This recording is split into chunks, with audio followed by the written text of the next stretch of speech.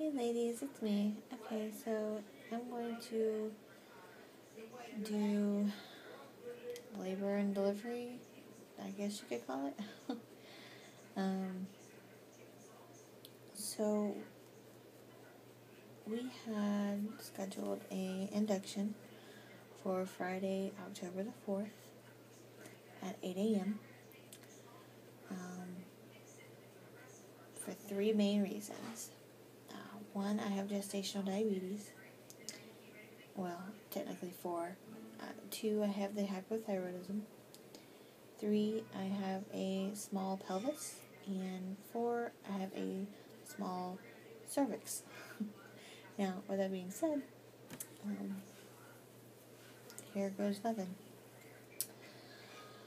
Okay, so Friday, October the 4th, I go into the maternity center at 8 a.m., get checked in. It takes about an hour, hour and a half to get in, get your room, get settled, that kind of thing. Got my gown, got the, I'm not sure what it's called, but it's like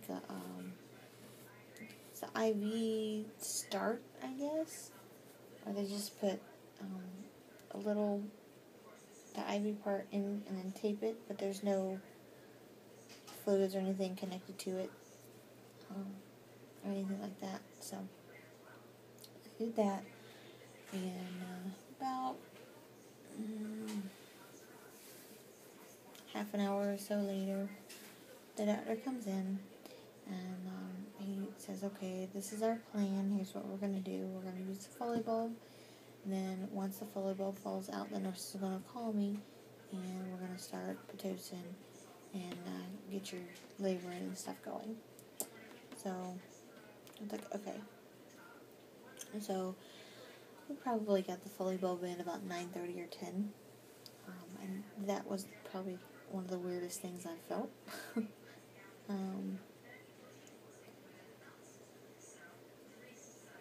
It's basically a catheter that they put into the cervix, and then they insert a saline solution, and it puffs up. It was probably about that big around, and then that long. So, but when they put it in, it's just the size of a catheter.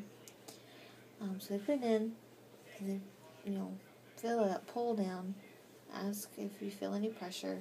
I said, yes, of course I feel pressure. And then they tape the part that hangs out to your leg, which just kind of made it a little difficult to go to the bathroom because I could not sit down. If I tried to sit down, the tape part to my leg would pull, in turn pulls what's inside down a little more, and it was very uncomfortable. So I stood up over the toilet to pee. I had the Foley bulb in, I think, for 8.5 hours, and it never fell out on its own, but when she was tightening it down, I was like, I think it's coming out. It feels like it's coming out, and I was like, bloop. I'm like, oh, yep, it's out. And that was weird. I laid an egg. That's what it felt like. So yeah, and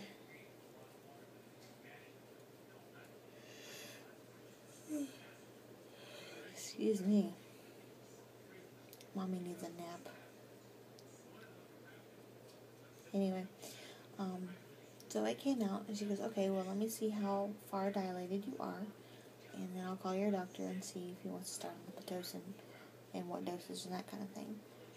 So she checked me. It was very uncomfortable, slightly painful, and she says, okay, you're about a 3 or a 4. I was like, awesome, this is great. I'm moving along, and yes, we can start Pitocin and get the contractions going harder, because I was contracting a little bit. They were severe cramp at first, and then I was like leaning my head back and in pain like that. They weren't too bad. So we started the Pitocin,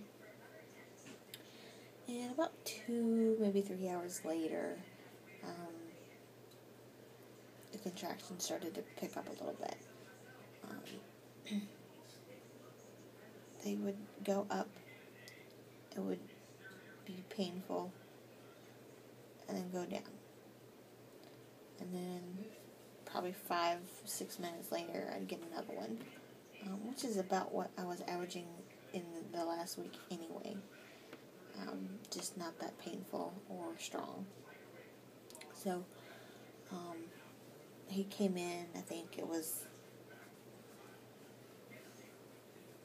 maybe 3 or so hours after my contractions picked up a little bit.